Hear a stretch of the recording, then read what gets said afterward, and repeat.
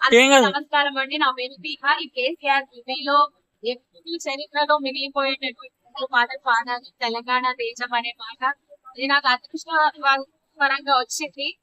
Actual గా అందులో కల్పన గారి లిరిక్స్ కొన్ని కేసీఆర్ సార్ గారు చేంజ్ చేయడం వల్ల ఇది యాడ్ అయిన టైంలో కల్పన గారు జరగకపోవడం వల్ల నేను ఆ పాటలో బాగా పంచుకోవడం నాకు చాలా అదృష్టంగా ఉంది. గొప్ప గొప్ప లెజెండ్ మధ్యలో నా పేరు దీహ రావడం చాలా హ్యాపీగా ఉంది. అండ్ ఇంకొకటి యాది యాది సాంగ్ పాడాను నేను ఈ సినిమాలో.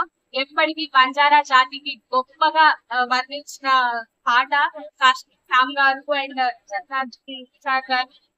చంద్రార్జున్ గారు ఈ పాటకి నన్ను పిలవడము అండ్ నాతో పాడించి చాలా హ్యాపీగా ఉంది.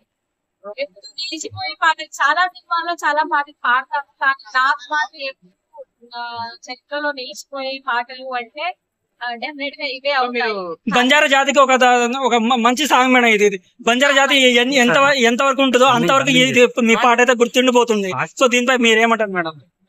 చాలా అదృష్టంగా భావిస్తున్నాను నేను. ఆ పాట నాకు పడడం అనేది నేను చాలా చాలా అదృష్టంగా భావిస్తున్నాను.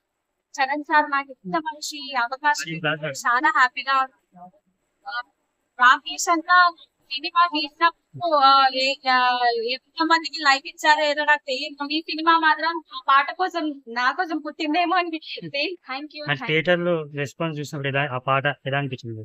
చాలా హ్యాపీ అనిపించిందండి. అంటే చిన్నప్పటి నుంచి నా కళ ఇలా పెద్ద థియేటర్ లో నా వాయిస్ రావాలి అనేది.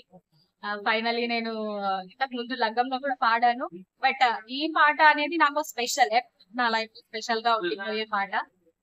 అంత పెద్ద సౌండింగ్ లో నా పాట రావడం, నా వాయిస్ రావడం చాలా హ్యాపీ అనిపించింది. కాసేపు ఎమోషనల్ గా కూడా అయిపోయాను. ఏడ్పొచ్చేసి ఆ సాంగ్ కూడా మా అమ్మ సాంగ్ మేడం అది.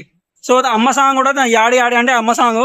సో మన బంజారా జాతి కూడా ఇక అంకితం అని చెప్పుకోవచ్చు.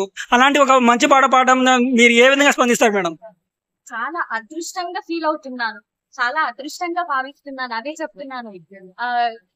రాకేష్ అన్న కేసీఆర్ సినిమా తీసి ఎంత మందికి హైప్ ఇచ్చారు, ఎంత మందికి దీంట్లో పేరు వచ్చింది అనేది నాకు తెలియదు. కానీ ఈ పాట ద్వారా వీహా అనే అమ్మాయి బంజారా జాతిలో ప్రతి ఒక్కరికి వెళ్ళిపోయింది అనేది అదృష్టంగా భావిస్తున్నాను. అది మాత్రం పక్క మేడం. అవకాశం ఇచ్చిన రాకేష్ అన్నకి, చరణ్ సార్ కి చాలా చాలా థ్యాంక్స్ చెప్పుకుంటున్నాను హార్ట్ఫుల్ గా. Thank you so much. మీకు